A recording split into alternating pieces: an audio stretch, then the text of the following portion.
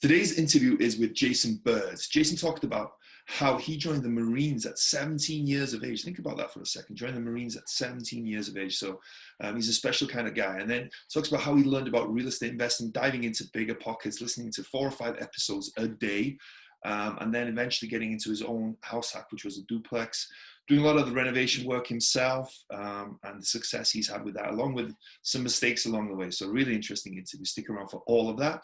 As always, like and subscribe on Wrestling with Real Estate, the YouTube channel. Go to the WWRE Podcast and give me a 5-star rating and write me a review if you think it's worthy. And I'd love to speak to as many of you as possible. If you're interested in real estate, in whatever capacity that is, I'd love to get to know you, see if there's any way I can help you. So there's going to be a link in the description down below.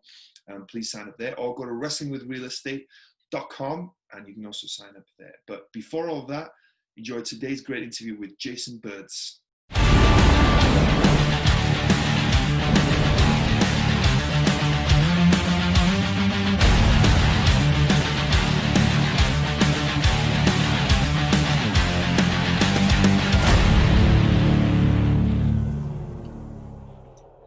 Hello and welcome to Wrestling with Real Estate, where we look to chokeslam all your real estate problems. I'm your host, former WWE wrestler and now Cirque du Soleil performer, and of course, multifamily real estate investor, Barri Griffiths. Now today we have Jason Burds with us. Hey Jason, how are you doing, man?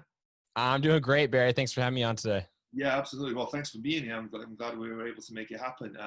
You sound great, by the way. I'm jealous of your microphone and your sound system. It sounds really good. So I appreciate that. I need to upgrade my system as well. I'm trying to up that. So before we jump into today's conversation, do you want to give us a little bit an idea about who you are, your background, what you're up to these days?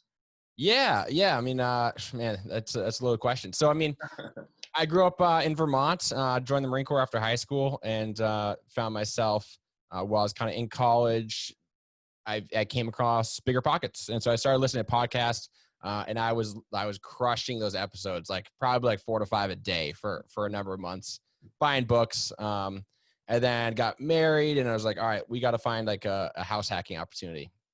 And my wife was fully on board. So I can't say that I have a ton of experience in real estate, but I spent a good, probably about a year, just diving into as much information as I could to, make sure I didn't do anything too stupid. But I was very eager to get involved. And so now I'm still in the reserve component of the military, kind of do some marketing stuff. I've got my own podcast. And then, So, yeah. Cool. Yeah. So what do you think it was that made you join the military early on? How old were you when you joined? I was 17 when I signed up. So yeah, I had to convince my parents to sign on my behalf because I wasn't 18 yet where I could sign on my own. Yeah. And so I was kind of at the stage where I was too immature to go to school, but mature enough to know that college would be a really bad idea for me.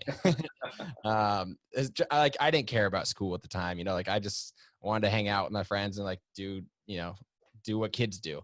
So I'm what better place to go hang out with your friends and do what kids do than the military?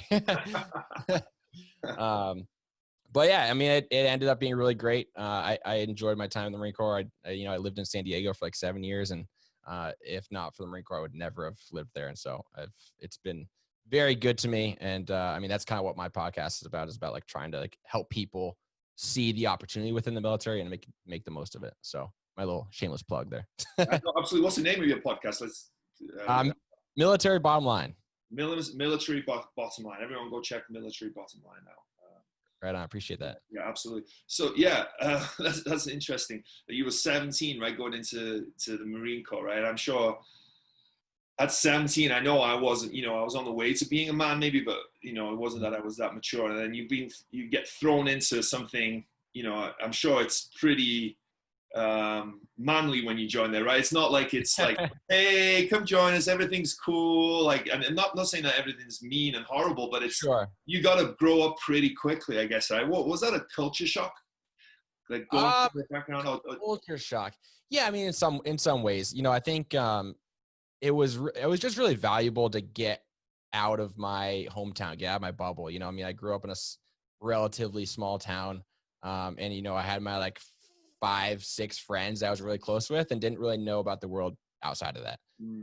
So I think, I mean, also like I was just so shy, and like I would never do this prior to my experience in the military, and like learning how to interact with people and learning, like just having some confidence in my, who I am kind of thing. And so it definitely taught me a lot. I really enjoyed it. But I think like one of the biggest, positive things that came out of it was just being forced to interact with people from all walks of life, everywhere. I mean, everywhere you can imagine, just like you have to interact with these people, figure out and be professional while you're doing it. So it's been fun. Yeah, that's interesting. Yeah, I never thought about that in terms of a skill. Like, there's plenty of skills that the Marine Corps teaches you, right? Discipline, right, respect, being on time, all that stuff, as well as obviously the military stuff as well. But that interaction between other people in your group, right, is critical, right? Because wherever they're from, whatever they stand for, whatever their background is, it doesn't matter, right? And you've got to be able to find commonality. You've got to be able to work alongside each other. Otherwise, whatever team you're in, I imagine, I have no military experience myself, but I'm just guessing that the team is really going to struggle without, right? And that's probably a phenomenal skill that you have to learn. You have no choice but to learn that skill. Yeah. I mean, yeah, for sure. I think at the end of the day, like we all have more in common than we do having differences. So as long as we find that commonality and those things that we can agree on, like who cares, if you don't like the same sports team as me, like, it makes no difference. We can focus on things that we can actually be productive in communicating and work together for that. So, yeah. What was the training like? I'm always interested in what was the training like. Was it rough or was it not that? I was speaking to someone not that long ago and they said, it's not as bad as you think because I was a good sports person. Yeah. I mean, I think, I don't know, maybe this just speaks like how fortunate I've been, but like, I feel like most of the time, reality, we hype things up in our heads. And so like you watch movies, you read books, you hear stories. And so like, you think boot camp's going to be like the worst thing ever, and then you get there and like, they're not going to let you die. I mean, for the most part, like every once in a while it happens and it sucks, but like they're there to train you and equip you to like, complete the mission. So I really enjoyed the training, honestly. And I remember like going through and like the different instructors at different positions saying like, oh, like this is the best part of the Marine Corps. And you're like, no, there's no way. Like the fleet is the best part. Yeah. And then you get to the fleet and you're like, well, this is just kind of a job. Right. But, the training was a lot of fun. And honestly, like I look back and like, I would have done most of that initial like year and a half for free because I was having a good time. And so it was nice to see like at the end of it when I could finally look at my bank account, like there was some money in there. It's like that you got paid for it as well. Well, that's cool that you were able to enjoy it so much. Was sleep deprivation a big part of that as well? It's not like here and there. Like it's not like a consistent thing that they're just like depriving you of sleep. They can't really deprive you of something for too long. So it's bits and pieces here where like you're getting deprived of food, deprived of sleep, but it's all short lived. It's kind of it's like a simulation to make sure that you know how to deal with it, but they're not going to like starve you for weeks or months, And I'm sure it's also to kind of weed out, right, who's strong enough to make it through, right? You've got to have people that are strong enough to make it through. Yeah, that's way more of a mental game than anything else. Yeah, absolutely. Like most things in life. Well, thank you for your service, man. I always say I have nothing but the ultimate respect for anyone who's been in the military, and I find a common theme between everyone who's in the military is they're always like really good guys. I'm sure there's bad eggs in every bunch, but for everyone I've met is just really respectful and really great guys. So yeah, I appreciate that, man. But when did you travel around a lot, or were you in different bases, or were you just in San Diego for those 7 years? It's fun. Well, so I was active for 4 years and I was in San Diego. Like I volunteered for a couple deployments, didn't actually get any. I was on like support unit. So like I kind of decided that the Marine Corps experience that I thought I was going to get it wasn't in the cards for me. So I just committed to like one, really enjoying San Diego, learning how to surf and do a lot of jazz. But two, I just started taking college classes. So I, like 6 months into, the operational Marine Corps kind of thing, I just started taking classes and working on my degree and kind of went the other route rather than like doing all the Marine Corps stuff. Like I was just working a normal job basically. But I was in San Diego. So life was good. and, still looking for those opportunities that the military has to offer from the reserve components and seeing what, the next couple of years provides. Yeah. So as a reserve, does that mean you're full-time? Does that mean you have what does that actually mean? Sorry, I don't. It's a part-time thing. So like, the minimum is like a 1 week in a month, 2 weeks a year type thing. Basically, ensuring that you stay qualified and trained up and yeah, you're ready if you're needed kind of thing. So what is you have a W-2 job? You're self-employed? What is your so good question. So I was working in marketing and I won't like throw out the company, but I left it back in October. And so because I was on like for the reserves, I did about like 4 months of like COVID orders where like, COVID was happening. And so like they were using the guard to like help the state cause and stuff. So I left my marketing job for about like 4 months to do that. And when I got back to my marketing job, I'm like, I hate this. Like I have not been this miserable in a long time. And so, thinking of different things and working on different things, I just decided like, this isn't worth me staying with. I want to try something else. So, yeah. So kind of doing the podcast thing, I'm in grad school right now too. And I'm trying to use this time to try out as many different things as possible and learn as much as I can in different industries, Who knows, right? Could be full-time podcaster and real estate investor from this. Yeah, that's the dream, right? Well, interesting, like from everything that's happened with COVID, I work for Cirque du Soleil, so I haven't worked since March 9th and it's December 4th now. So in some ways it's been not great because I miss work and everything like that, but I would never have been able to get this podcast up and running, I don't think, in the way that I have now in that time. So it's been a real blessing. So you never know what's going to happen was what I'm saying from what sure up, right? It's funny how many people have started something new because of COVID. I mean, my podcast is a result of COVID too, like I had thought about it before, but all of a sudden I had the opportunity to start it. I was like, let's see how it goes. Yeah. And it's a lot of fun. We were talking before. You just enjoy the conversation, right? Me, if the conversation is where the value is for me. So. Yeah, and meeting people that you would never otherwise speak to, Exactly, right? Yeah, it's people that give you time that, not that they wouldn't want to give you time, they're just busy, but if you invite them on the podcast, you get they're like, oh yeah, I'll come on your podcast. Like, so it's really cool. So you said that you started listening to Bigger Pockets. I think maybe you said you read Rich Dad Poor Dad, or maybe I'm just making that up in my head. Well, I did both. I've heard it so many times. But that interest was to come. Where did that interest come from? What sparked that? What made you think, hey, maybe real estate investing is something? So one of my good friends in California that I learned to surf with, and like he was an Army guy. He had this like beach house, like 2 blocks from the beach in Oceanside, and he lived there, and he had a couple of roommates, and he was getting rent from them, and like I'm like, how does this work? So he was house hacking his own property. It wasn't anything fancy, but it was like super close to the beach. And he's all about like making money without working. And I think most people are about that. And so like trying to find horizontal income streams. And so he kind of like, put it in my ear, and, he kind of just made me think about different opportunities. And then when I got to a place where it's like, okay, maybe I can start thinking about this and like actually take some action on it.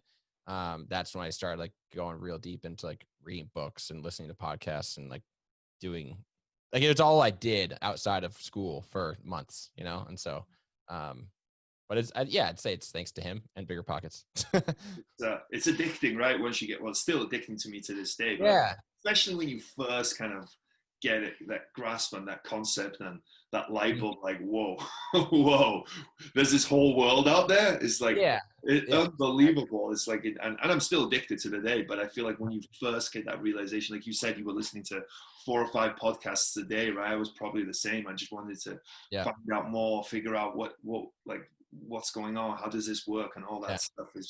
There's so many different like perspectives and experiences that like if you're listening and figure out like, people are doing crazy things, and if you're not listening and learning about like other people doing crazy things, you're never going to know what you could actually do. You're just going to keep doing whatever it is you're doing, even if it's miserable. Yeah, exactly. Yeah, and that's a good thing as well with real estate that you talked about there. If you're in a job that you hate and you're able to create something for yourself, it's even more powerful, I think, right? Because to go to work every day at a job that you don't enjoy, right? It's just that's brutal to me. That's soul crushing. Yeah, exactly, right. And the good thing is that there is options for people out there, and that's another reason why I started this podcast was to for me to have good conversations and whatever else that came along with it. But there's so many people out there, I think, that are suffering and that are not enjoying their lives and having the best life that they could, right? And it doesn't mean necessarily driving Ferraris and vacations every week, and mansions, right? But even if you're able to have a few rentals that supplement your your income, and that you're able to leave the job that you hate and maybe just works part-time at something else, right? That's not the most glamorous thing in the world, but imagine you'll be 10 times happier than if you're just stuck in that job that every Sunday night you're like, oh, God, I've got to get up in the morning, right? That's no way to live, because by the time you figure out you're 70 and your life is gone and you wish your life away, wish you're living for that week. And I'm talking because I lived it, right? I lived it myself, right? Maybe I was much younger at the time, but I lived there, and it's like, you live for that weekend. Friday gets in, it's the best Sunday night, and you're all depressed and annoyed again. And this, I'm here to say to anyone out there, there's the opportunity there, regardless if you have money or not. Sorry, I'm getting on my soapbox here a little bit. But whether you have money or not, you can make it happen. You can kind of create that life for yourself. You can be in debt and you can make it happen. There's plenty of stories. Jason talked about bigger pockets. There's tons and tons and tons of podcasts of people who started out with hundreds of thousands of debts, not just a few dollars here and there, hundreds of thousands of debts, and now they're financially free and they made it happen. So I'm telling you, through real estate, you can make it happen. Yeah. And I think it's like, I never used to give much credit to creativity, because I always thought creativity was like the arts. And I'm like, I'm not an artist, that's not me. I don't really care. So what do I care about creativity? But I mean, like, creativity is everything. If it gives you the opportunity to think about, different approaches, different avenues, and it doesn't have to be art. It can be business, or it can be literally anything. So I started just appreciating creativity and thinking outside the box, and there's a whole different world outside of the box. It is and that was a huge light bulb moment for me in real estate, where I realized almost anything is possible, right? You can get a deal, not only no money down, sometimes you can get paid to take a deal, right? So who pays to take a deal? They were just listed on the MLS. Nobody would pay you to take a deal. But no, if there's certain circumstances that are negative for that person and they just want to get rid of it or whatever it is, that sometimes they pay people to take their houses away from it. It's rare, but it happens. And it was things like that, when you realize you can be as creative as you want, like you said, right? You can be as creative. Right? It's just unbelievable to me. Yeah, it's true, man. It's true. So what was your first foray into real estate? My first what? I'm sorry? Foray. Sorry, it's a fancy word. I don't know where I heard it from. What was your first venture into real estate? First venture. All right. So my wife and I got married February 2019. At that point, I was listening to a lot of podcasts already, reading books a lot already. And so we were on the same page about what we wanted. We wanted to find a place we could house hack. And so I was, already in touch with a realtor. I was getting emails for the MLS and stuff, but we weren't seeing anything that really worked. So I started whole driving for dollars type thing, reaching out to the tax assessor's office. And so I had a number of towns in my area. I asked them to compile a list of anything from 2 to 4 units, because those are obviously the residential loans, and I could use the VA loan for. So I started looking at these properties, and we just started writing letters to anybody who had an address here, but their tax address was out of state. And so, we were sending out, I don't know how many we actually sent out, a fair number of handwritten letters. We were all right, we got to get 5 a day out. And while none of those actually materialized into a deal for us, it did put us in contact with, people that I would never have actually spoken to before. Some people are like, hey, we'll be in touch in a couple of years. We're thinking about selling this property, yada, yada. So we were kind of trying everything, but we ultimately end up finding something that worked for us on the MLS through our realtor. And just, it was a duplex. We shopped around, like I said, anything from 2 to 4 we were open to.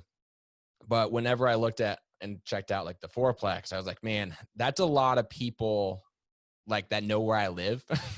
if their sink is leaking or something like that, I don't want them like harassing my wife to fix the sink. It's like, I would rather, one step at a time and make sure that, the wife test is passed and, nobody's gonna, the family comes first kind of thing at the end of the day. So wanted to make sure that the duplex is far more realistic as far as that goes than a fourplex. So that's why we decided on the duplex. I can completely relate. So about 2 years here in Vegas, I was all about house hacking, trying to find a 4-unit. I wasn't so scared about the thing. Maybe I just didn't think about it. Maybe I wasn't as responsible as you, thinking about my wife so much. But we were looking at fourplexes here in Vegas. And for anyone who's in Vegas, they know that all fourplexes here are in C- D areas. Interesting. And I was like, I can't do to my wife. Yeah. It's harassing them, but I can't have her scared for her life every time she goes out the door and wants to like take the dog for a walk or whatever it is. So we decided, guys. So I can completely relate to that. I completely understand that. So what how did you guys finance it? What did you buy it for? Like what? And then what did it kind of rent for? Yeah. So we use the VA loan. So it's a 0 down, no PMI, such and such. So that that was nice, knowing that like we could get into the place and not take a huge hit on our savings account, so we bought it. I mean, we had put in a couple offers and like everybody had cash offers within a day. So like we were kind of, I don't know. Yeah. It was like stressful. Like you want a deal, but you don't want you don't want to do something stupid or like overpay. So we bought it for $352, I think. And so one side was empty when we bought it, and the other side had a tenant. And so it was like, okay, perfect. I know like most people said, don't inherit a tenant. But in our mind, it was like, there's enough work that needs to be done that it's going to be nice to have this, some income coming in from a unit. Because otherwise, like be doing all this work and not have any income from the unit, then that would kind of suck. So the other tenant had been there for 30 years. And so like, it's like more her house than it is ours. But yeah, so we were the third owners for her. And so we just kind of took her, accepted her as a inheritance, I guess. And she was way below market for rent. And we raised rent on her from $1,100 a month to $1,500 a month over the course of a year. Wow. And she's still below market value, but we're okay with it because like we know her side needs some work, and once she leaves, we can spruce her side up and bring up to market value. But I just don't feel right charging her market rent when her place isn't what it should be, So it's kind of, I feel like it's a mutually beneficial deal. We've done a lot to the property to enhance it for her and justify like bringing it up a bit. But, one day we'll get in there and fix it up. Yeah, but I think there's a balance, right? There's a balance somewhere between, maximizing rent, but spending as well, right? So if you, like you said, if you have to go in there and spend whatever it is, I have no idea in terms of renovation budget for that side, but there comes a point where that renovation budget and the rent that you can get, if you're getting it a decent amount without having to do nothing, no headaches, plus obviously you got to factor in not just the renovation budget, those holding costs for that being empty, then trying to rent it out, who knows, when if it works out, but if you're in the wrong time of year, it could take months. Sure. Say that try and rent it out in December, it might take you till February to rent it. So you've got to factor those in. So it's never as clear cut as, hey, let me get the most rent I can get and it's going to work out perfectly, right? Plus there's a human element as well, right? She's been there 30 years. I'm guessing she's not the youngest person in the world, maybe, right? So sometimes it's good to take that into consideration. So I'm sure that's kind of all those things.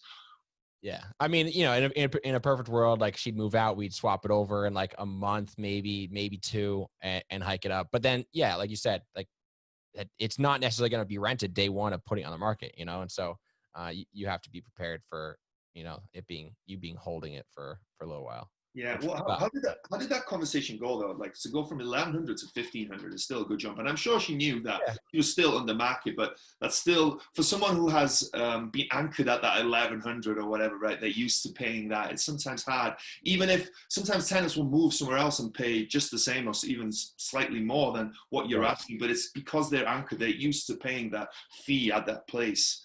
How did that conversation go? I mean, it went okay. Like we prefaced it with like, hey, this is what we're intending to do with the property. You know, like we know this window needs to be changed. The siding on the exterior needs to be changed. You know, like we told her, like we have these intentions to improve the property, and we know the previous owner didn't, you know, do pretty much anything. And so, you know, we started her off by letting her know that we are here to add some value. And, you know, like she immediately said like, oh, this place isn't worth that. And like you show her, you know, market rents for a 3-bedroom in the neighborhood and it's like 19 plus, you know, it's like, it is, you know, like I understand it needs some work, but 3 bedrooms in the neighborhood is worth more than this. So, you know, she kind of like gave a moment of attitude, but she signed it, you know, and at the end of the day, she's still paying. And, you know, for the first tenant, she's been pretty decent. Yeah, you did it. She's a little grumpy sometimes, but tenants ask for the most part. Right? They definitely don't like paying rent all the time. That was smart, right? There's definitely a good strategy there. For one, you showed them that what you were going to do with the property, that you were going to improve the property, that you weren't just going to take over the property and slumlord. You wanted to make things better for her, for you, right? So they see that, right? It's always. I think tenants always appreciate that. No tenant doesn't want a better place to live, right? Yeah. But then you're able to also show her that she's even at 1500, she's getting a great deal, right? And that this is, like you said, this is what the market rent comps are, and this is what you'd be paying, and you still, you know, so if you go find a 3-bedroom unit anywhere around here, you're going to be paying this, so you're still getting a great deal. So I think those 2 points in the long run are just a really good move from you. Was that something you learned, or was that just something you had a big podcast, or was that just an instinct, you think? I mean, I don't want to say instinct because it makes me sound like a genius, but like, you know, like it's okay, you can say you're a genius. I think just knowing, like, I like communicating with people, and over time you learn what works for some people, and you can kind of judge their demeanor based on like how other interactions have gone, and see you just kind of like learn what people like to hear and what's going to be, how this is going to go smoothly, you know, like not to be manipulative, but like, of course. It's sales, right? To some degree, right? Sales is every part of life, right? And that word sales puts people off, and they get sales, right? That's kind of what it is, right? It's a description of what it is, I think. Yeah. You said you guys did quite a bit of what have you done to the property then? Oh man, so a lot, I'm guessing then. a lot, yeah. So like we had seen a number of properties, and this, like, we wanted a project. Like it was kind of odd. Like when we were living in an apartment beforehand, I'm like, I just want like a project. I want to like work with my hands, you know? So we wanted to buy something, you know, that requires some work, but not like a ridiculous amount of work. Granted, this probably required more work than we thought it did. And so like we, you know, after the inspection, found some issues, you know, like we got some money back for some repairs afterwards. So like we swapped out the roof, 2 windows. Like we basically redid our side, you know, a lot of paint, painted cabinets, new countertops, you know, luxury vinyl plank flooring, a lot of like, you know, cost-effective rehab things. One of my favorite opportunities was like, we redid the kitchen on all new appliances, everything for like $2,200. And because we went to Lowe's, and you go back to the appliance section, and they have like the one that's like dented, you know? So like, I don't know if it fell off the truck or whatever, but both the refrigerator and the stove, like looked like they got kicked in the side, you know, but they both operated perfectly fine. And so they were like 60% off. And then as soon as you slide it into the slip, you can't tell, you know? So it's like, heck yeah, stainless steel appliance for like $300 sold. That's ridiculous. And then that story, I've never ever been able to find one myself. Is there any secret to it, or was it just a bit of luck, you think, as well? Or they're always there? They're not always there, but we were going to Lowe's a lot because we were painting and doing all these things. So every time we went, I just checked. And I was like, well, I'm not ready for that, but it's a deal. So I'm going to buy it and it's going to sit here for a little while. And yeah, it was fun. It was always like cool to see like, what's the opportunity today and where can we save a couple of bucks? But yeah, so like we wanted stainless steel, and it was the most cost effective way to get those stainless steel appliances. So, and then one of the cool parts was I met a guy that was there. He was also a Marine, and he was like the manager in the appliance section. And I told him I was looking for a dishwasher for cheap. And he's like, oh, like I think we have a last year's model. And I'm like, is it like broken? Like it dented like all the other ones I bought? Cause I'm like, I don't want to buy a leaking dishwasher. So he's like, no, it's just last year's model. It's still in the box. And I'm like, okay, like show me some information on it. So we got a $500 dishwasher, last year's model, for $80. What? Brand new. Yeah, man. And it was like, dude, it just pumped me up. Like all these ways to get like cheap appliances. And it was brand new. They just didn't want to market it because they were onto the next year's model. And so it kind of just sits in the back. And so there are, I don't know, like you got to just find the right guy that's going to tell you that it exists, you know? Yeah. Yeah. It's making connections, I guess. Yeah. That's great. Yeah. Trust me, right now I'm going through it because I'm buying appliances for 3 of my units. And right now you can't get in I don't know if you recently tried to buy an appliance, but it's impossible. I don't think they're shipping. I don't think they're manufacturing them right now. So there's like an appliance shortage. So it's like such an, like you gotta, like, I don't know if I was trying to, like, that's the dream to me, to find, like you said, a dented one, right? Because appliances, you buy dishwasher, stove, washer, dryer, microwave, it adds up to a lot when you're buying that a lot, right? So if you can you can save a lot of money if you're able to get on. Right now it's impossible. I just got to pay whatever they get, because I'm just happy to get them. Right? Sure. I mean, even now when I go to Lowe's, like I don't need an appliance, but every time I still go and check, see what they have. Cause I know I will need one, you know, it's like, I'll store it for a little bit if I have to. And that's also a lesson I've learned. Like, I don't know if I'll ever buy a place that's like further than like 15 minutes from Lowe's or Home Depot. Cause when you're doing these rehabs, you go all the time, you know, and it's so frustrating. Like you just got back and you realize like, God, nuts, I need this too. So it's nice to have those stores close by. Yeah. So did you do all the work yourself? Everything but the roof. Yeah. Oh. And then, we did the vinyl siding, and and so, like I said, like we wanted like a project, we wanted, you know, to work on something. And so, that it's been, honestly, I love it. Like I love that part of the job. I just like working with my hands. I like having that visual contrast of like, it was this and now it's this. It's just super rewarding for me. And it's kind of something that I've actually now I do for work here and there. And so it's fun.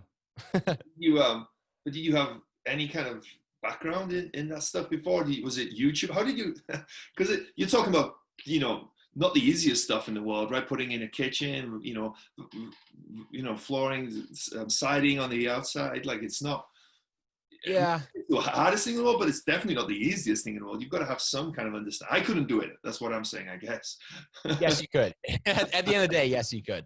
I mean, I've done painting, you know, which is nothing. I've put in a couple of pieces of trim and like helped a buddy put up a fence once, but other than that, like, no. I mean, it was a lot of like, for the siding, I spent a bunch of time watching YouTube videos and stuff, but like when you look at a house that needs a bunch of work, it's super overwhelming. But when you just kind of focus like, okay, I'm doing this right now, and then as long as I have my tunnel vision, I'm focusing on this project, this is super straightforward. Like I can do this. It's only when you back out and you look at like the big picture where it gets intimidating. But like everything, the one, I think the most valuable thing I've learned through the rehab on this is like everything can be fixed. You know, like no matter how bad it is, you can fix it. It's not going to take a rocket scientist to, you know, fix some wood rot or like whatever it may be. It can be fixed. Yeah, that's true. Yeah, I found that with a few properties. The property that I'm fixing up now, it was like it's a 6-unit, but some of the units were just a mess and water was coming in, and I was like, oh man, this is going to be a nightmare. But the contractor comes in, that's just this and this, we just need to do this. And you're like, and just like you said, you realize everything can be fixed, right, for the most part. Unless the building falls down, but for the most part, everything can be fixed. So it really, even if you get a leak and you never want a leak, you never want any of these problems, you realize it's not as bad as if you didn't have that knowledge and you didn't have that understanding, you know, that it would just be a disaster in your mind. So yeah, I think like it's only a disaster if you let it be a disaster, you know, like as long as you stay calm, and like think about it logically and not emotionally, it's like, okay, like this is the problem. How can we move forward and fix this problem? You'll be fine. Yeah. Yeah. Don't let that be the reason to not get into it, you know? And that's the thing. I think people do, right? And I think sometimes they use this, classic tenant. I don't want a tenant at midnight on a Saturday night, right? Yeah. Not once. I don't know about you. Well, maybe you have because you live next door to the thing, but not once have I had that, because I have property managers, right? I have teams, I have people that can handle this for me, but I've never even had that issue even anyway, right? The chances of that happening are kind of yeah. I mean, yeah, everybody says like tenants and toilets. That's why I don't want to get in real estate. And it's like, well, sure. I mean, I can understand that, but I remember like the first call we got from the tenant was like 8 months into the purchase. And it's like 8 months worth of rent for one call. Like, dude, that's worth it, man. Worth it for sure. And since like I said, like her side needs some work. So there are things that come up and it's like, sometimes it sucks. And especially when a tenant like doesn't leave, like they're there all the time. And it's just kind of like going in there to fix something just kind of sucks. Like you don't really want to interact with them too much. And I'd never want to be a slumlord, but at the same time, through this experience, I can understand why people do become slumlords. It's easy to kind of like, lipstick on a pig just to make them happy, but at the same time, it doesn't actually fix the problem. So it's always like fighting that urge, like, okay, how can I actually fix this problem so it doesn't happen again, rather than like cover it up just to make the tenant happy. Because at the end of the day, it's going to make your life easier if you actually fix the problem, True. Yeah. You're just going to keep having to go back otherwise, right? Keep dealing with it. True. How does this property look today? When did you buy it? And is it completely done? Are you finished with it in terms of, apart from that unit, obviously when she eventually leaves? Yep. So like I said, when did we buy it? Last October. Okay. Last October. So yeah, we, spent last winter doing all the inside stuff on our side. And it kind of like sucked. Like you're a live-in flip. Like my wife was like cooking in the Instant Pot in the bathroom when we were doing the kitchen, It's like, this sucks. But, we got through it, and thankfully my wife is a trooper, and, that makes a world of difference, like she was in it. And so I really appreciate that. But yeah, so we spent most of the winter like fixing up the inside, kind of taking, once you get to a certain point, like your momentum slows down, like everything we need to live here is complete. Maybe the extra bedrooms we don't use, like, we start dragging our feet on that because we're tired. But the bedroom, the kitchen, the bathroom, the living room, like those are all they're good, so then you slow down when you get to the other areas. Yeah. What's your plan with this property? Eventually move out and do it again with another one, or do you see? Yeah. I mean, honestly, like because of where we are, like it crossed my mind to put on the market to see if we could make like $100,000, because so many people are moving here. Like where it's more of a rural area, and because of COVID, like a lot of people are like, trying to move here. So the market has, gone up quite a bit. And it's like, I play with the idea, but at the same time, then I'd have to look for a place to live. So the plan is to keep it, keep it as long as it makes sense, live in it as long as it makes sense. And, if we move, still keep it and rent it out. So, yeah, I've no real intention of selling it anytime soon unless something crazy happens. Yeah. Well, it's a crazy market right now, right? Yeah. I think it's nationally that single family homes that residential properties are just going up exponentially. It's just kind of nuts right now. So what do you own any other? Is that the one property you have, or do you have any other properties? Do you have any other real estate? Just the one right now. Yeah. We still like, I'm still always looking, especially as like this project wraps up, and I enjoy having the project. But like, because the VA loan is wrapped up, and then I don't want to like over leverage, like I'm more on the conservative side. Like I don't want to have a bunch of mortgages under my belt that I'm like on the hook for. So, I'm looking for like a BRRRR opportunity. Cause like I said, like I want the project, I don't really want, most people don't like the rehab process. I like the rehab process. So, I think I almost look forward more to that than I do like dealing with the tenant, obviously the end goal is to have a tenant, but I do like the process of the rehab. So a BRRRR would be ideal.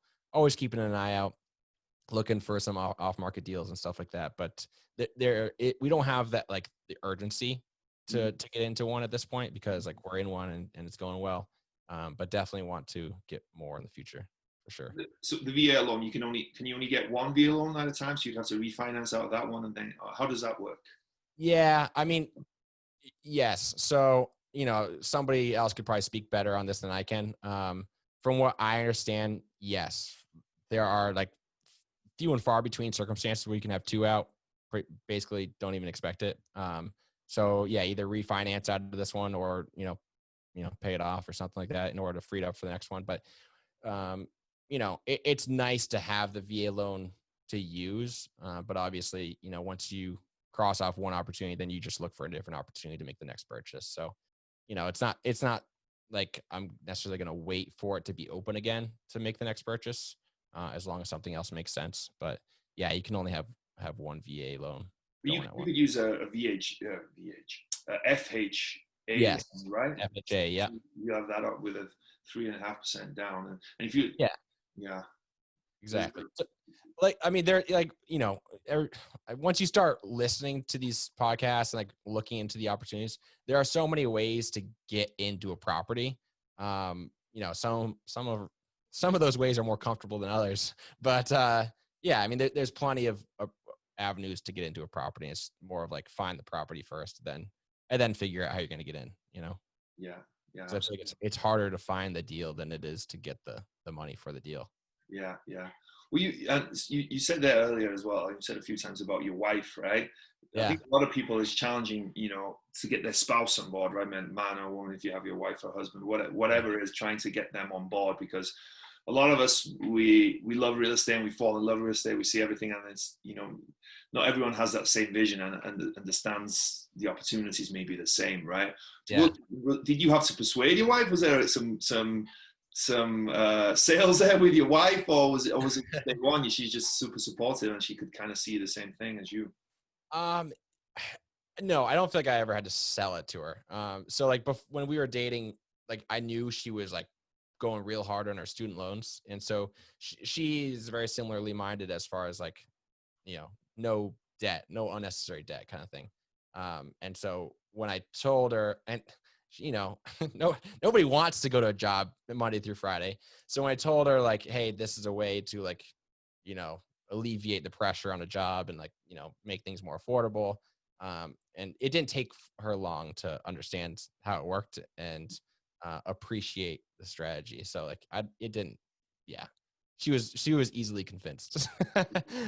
That's good, because even sometimes when you explain it to people, they don't always see it either, right? Even if you say, just like you said there, you don't have to work a 9 to 5. You can create this lifestyle for yourself and do this thing. But I think people are, I don't know, they don't have that open-mindedness sometimes. I think, Yeah, I mean, it's scary, like to take out, a mortgage for $350,000, like that's pretty frightening, especially when like, to this point, my goal is like, I kind of started on the Dave Ramsey train, like no debt at all kind of thing. I always wanted to buy a house cash. But then once you understand the leverage and, how that can be used, you're like, okay, I'll accept some debt. But then at the same time, signing on for a $350,000 mortgage is like, what the heck am I doing? But, people do it all the time, and they do it for single families with no hope of any help of paying off their mortgage. So it's like, well, let's just do it and see how it goes. Yeah, exactly. Yeah. You just got to dive in, I think, right? And I guess the interesting thing about the VH loan is it's a 0% down, right? So you don't have money. So I guess you almost want a duplex or a triplex, at least with that, something like that, right? Because you have at least something coming in to help. Yeah. It's crazy. Yeah. I mean, we were spending like, I think it was like $1,400 a month on a 1-bedroom before this. Yeah. And now, we're living in a 3-bedroom for $700 a month. So it's like, and gaining appreciation, paying down, like all that good stuff. Yeah. It's I mean, I don't know if I'll ever, I'll say never, but like, I don't think I'm not eager to buy a single family house, you know, like why would I want to be fully responsible for the mortgage ever? You know, so it's a strategy that I really like. It's not rocket science. And it's like, if you're going to buy a single family for your first house, like why? Like you might as well buy a duplex, you know, it's like barely inconvenient. Yeah. No, I agree. House hacking is just an amazing. If you can do it, like in my city, unfortunately, you can do it. But there's other ways, right? You can find a property with a mother-in-law suite or casita, whatever you want. Yeah, to yeah. You can rent that out. So that's kind of what I'm hoping to do. And actually, something interesting I found is that you can sometimes buy 2 properties on one piece of land. So yeah, that would be into one loan. So then you rent out the other house, and then it's kind of the same thing. It's a lot more expensive, but you know, you can kind of get in that way as well. Yeah. So cool, man. Well, interesting, really interesting. Interesting story. I love the house hack, man. It's cool, and I love that you wanted to do it yourself. Like I'm the opposite of you. I'm like, I'm renovation. Like I'll rather pay someone else to do it, and kind of. yeah. A lot of people are that way, but yeah, absolutely. Well, cool. Well, this show is called Wrestling with Real Estate. I always ask wrestling related real estate questions. Yeah. So the first one is, what would your wrestling name be? If you picked a wrestling name for yourself, what would it be? Oh man, I can't say you know, this one that I ever thought of. My nickname is Swan, and so like some people call me like Swanigans, so maybe like Swanigans. It's not very. Maybe like Swanee Guns. So then like the guns is more wrestling oriented, but I have no idea. Something like that. Okay, cool. Swanee Guns. Every wrestler has a special move. What would your special move be in real estate, you think? What do you mean? As far as like, my only move right now is house hacking. Right, but in terms of underwriting, networking, meeting people, finding private capital, like. I mean, I really like through podcasting, through real estate, and like just through life, I've learned that like I really enjoy conversation. Like I really enjoy getting to know people, and so like I guess that's kind of networking. I don't really think of it as networking when I'm doing it. But yeah, I really like legitimate, real relationships and like helping people where I can, and you know, having that mutually beneficial relationship. So I guess networking. Yeah, networking, absolutely. Yeah, I think that's a huge skill when you're able to really connect with people as well. It's one thing meeting someone, say, hey, here's my business card. Okay, you kind of right, but if you're able to make that deeper connection with them and just get to know them as a person, right, rather than just in real estate. Of course, you're going to talk about that, but if you can create that connection, that's so much stronger, and you build a better network, I think, of people that are really part of your network rather than just someone you met once or whatever. So I think that's cool. So what's been the biggest body slam you've taken in so far? Biggest body slam. So when we were doing the vinyl siding this summer, I was like taking it all off, and I was like, well, we're going to make the vinyl so nice. We might as well like change out these porches too, because they're, 6 by 8 feet. They're small. So when I was taking off the porches, both sides, like both entrances, had rot at the rim joist and sill plate. And like in my mind, I had no idea, like that was just the end of the world. I'm like, this is going to cost so much money to fix. Like you got to jack up the house, this, that, and the other thing. And like, I remember I got like nauseous. I'm like, I don't know what I'm doing, and now I found this problem. So I called my father-in-law who does like this stuff, and he's like, it's like, it'll take a couple hours of hard work and it'll cost you like maybe $100. I was like, okay, I'm not really sure how that's going to go yet, but let's do it. So I was super fortunate. My neighbor, also a vet, he had done this before, and he came over and helped knock it out in a couple hours. And I gave, provided some pizza and stuff. And so it was kind of like one of those things, like, I mean, I thought the world had ended when I first saw the rot and like how big the section was that we had to replace. But it was just like, one, having good friends and people that like know how to do things is awesome. Two, realizing that like literally everything can be fixed, like it can all be fixed, and so as long as I got kind of like emotional where I was like getting sick for a second. I was like, this is bad. But at the end of the day, don't get emotional about it. Just think logically and like, okay, what's the next step? How do I fix this? Yeah. It can be fixed. Yeah, 100%. Yeah, that's some great piece of advice. So was there a moment that you were standing on the top rope, getting ready to jump, but you were too scared? What was it, and how did you overcome it? Oh man, oddly enough, I think that moment was at closing. And so like we were at the lawyer's office, and they're doing, the stuff. And so it was my wife and I, our broker, the seller's agent, and then both parties and the lawyers. And so like, because this property was an investment property before, like the guy didn't live in it, it was like everybody knew everybody except us, you know? And it was like, wait a second, this feels off. Like, why is my lawyer and my realtor asking about their like kids, you know? Like, I don't belong here right now. I feel like I'm getting about to get screwed. So like that feeling combined with like seeing, you know, and signing that paper for, you know, $350, whatever, $1,000. I was like, part of me wants to back out right now. This doesn't feel right. But it's like, you know, there's like, you know, 6 people there for us to close on this house. I'm like, well, I'm not backing out now. Can't really do that. Yeah. But yeah, I think like that moment was like, it was just so foreign to me, you know, and it's understandable that people in the industry, in the neighborhood, are going to know each other, you know? So not to read too deep into that, just accept like, I know people in my industry in the neighborhood too. That's how it works. Yeah. But yeah, that was a moment for sure. Why was there so many attorneys there? Why was there two? Is that just how it works in your state, or did you? I mean, like I said, it was my first one. So like, I guess the sellers have an attorney and the buyers have an attorney for like whatever the process goes. I don't, like I said, I don't really know. They were there though. It might be the norm there. And I know in Nevada, you just need your agent there. You don't need them. Oh, interesting. Yeah. Or I don't think you even need an agent there. You can just have a notary. So. Really? Yeah, I guess it just changes from state to state. Sounds like it's probably cheaper. Yeah, I was going to say. I was paying all these guys hourly to be there. You know? I'm going to say these guys probably weren't cheap there. Huh? Maybe that's why they were there. Like, hey, let's make some extra buck on this newbie. Yeah, and that's how it felt, you know. But live and learn, and so we're in it, and it's working so far. So hey, if it costs me a couple extra bucks at the beginning, it's not the end of the world. Yeah, absolutely. So before we go, where can people find out more and reach out to you, find out what you're up to and all that good stuff? Yeah, man. You know, I've got like, as I try to do my own podcast thing, I've got a personal account, Jason Burds on Instagram. And then I've got my Military Bottom Line on Instagram for my podcast and stuff like that. So, you know, I can be reached on both, you know, platforms, but, you know, it kind of depends on the question.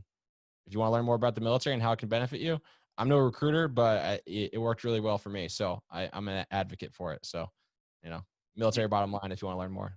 Military Bottom Line. And where can they find your podcast? It's on all podcast platforms and YouTube. So awesome. Cool. Well, thank you so much, Jason. That was a fun one, man. I appreciate you taking the time. Yeah, thanks, have a great rest of your day. And yeah, I'm excited for what's next for you, man. There's going to be an ever-growing real estate career, I think. Ever growing, hopefully. Yeah. Pleasure to be on. I appreciate the time, Barry. Thank you, bro. Thank you. Thanks, man.